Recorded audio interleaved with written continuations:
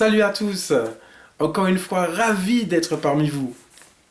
Vous avez peut-être remarqué, depuis quelque temps je vous parle que de films fantastiques, de science-fiction.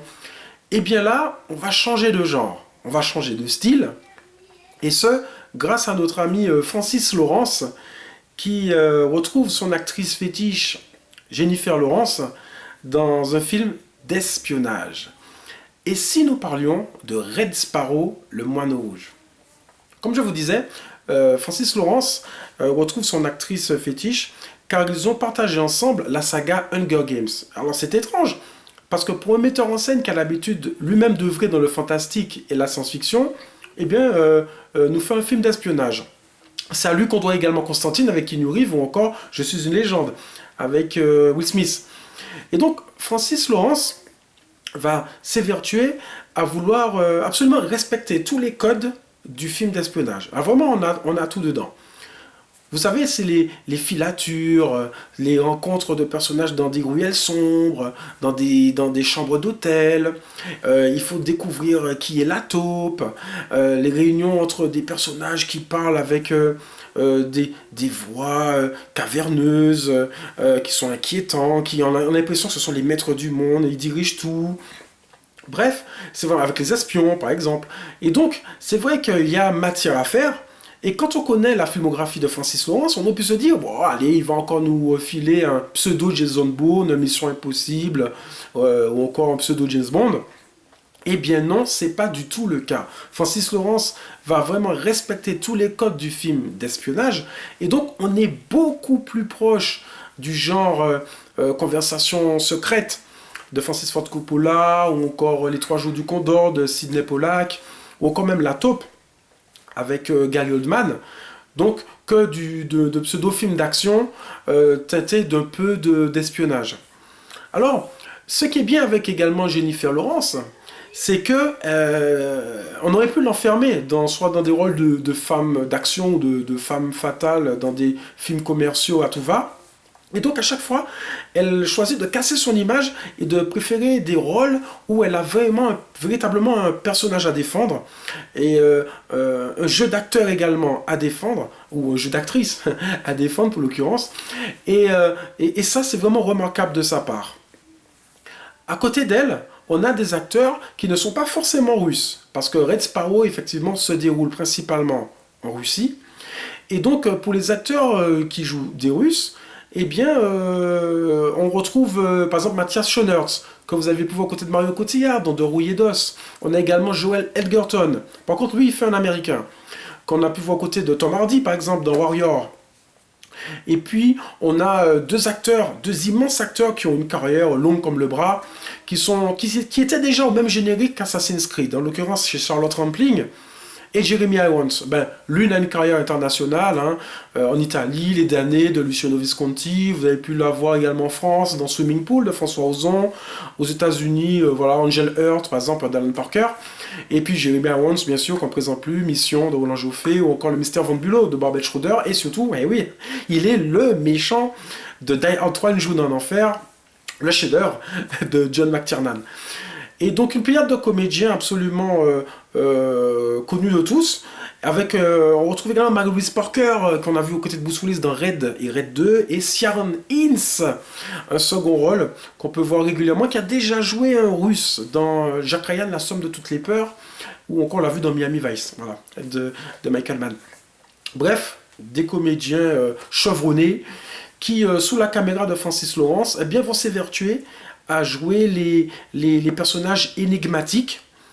Et comme je le disais, si Jennifer Lawrence joue une espionne à la solde de son pays, eh bien, elle devra passer par un apprentissage. Et tout comme Jeanne Moreau dans Nikita, qui chapeautait Anne Parillot dans le film de Luc Besson, eh bien, Charlotte Rampling va chapeauter Jennifer Lawrence pour une approche très particulière du cinéma d'espionnage. En effet, là, ils vont choisir d'utiliser le corps de Jennifer Lawrence comme une arme.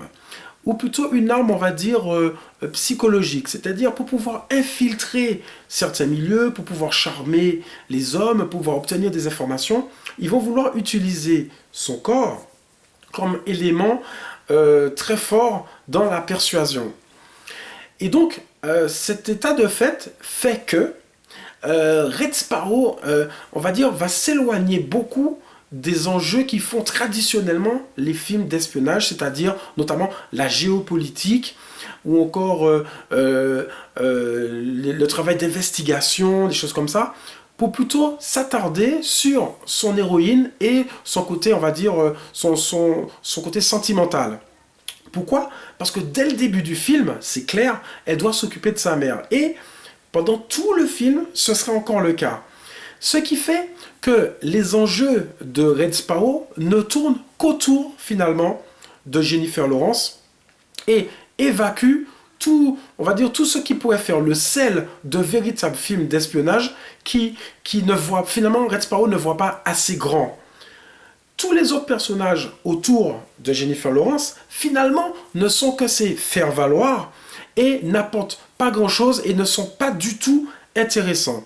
Il y a une pseudo-histoire de romance entre Jennifer Lawrence et Joel Edgerton. On ne sait pas exactement à quel jeu il joue, mais le film s'évertue systématiquement à donner des explications et à vouloir nous dire que finalement, en disant la vérité, est-ce que nous, en tant que spectateurs, eh bien, on y croit, on adhère, et est-ce que on se dit, mais joue-t-elle un double jeu, lui, est-il sincère et tout, mais il y a trop d'explications dans Red Sparrow, on n'est pas assez dans le mystère, on n'est pas assez dans la découverte de ce qui se cache derrière les dires, et donc, ce film reste plutôt en surface, s'évertuant à vouloir se focaliser sur son héroïne principale qui capte toute l'attention. Jennifer Lawrence joue très très bien son personnage.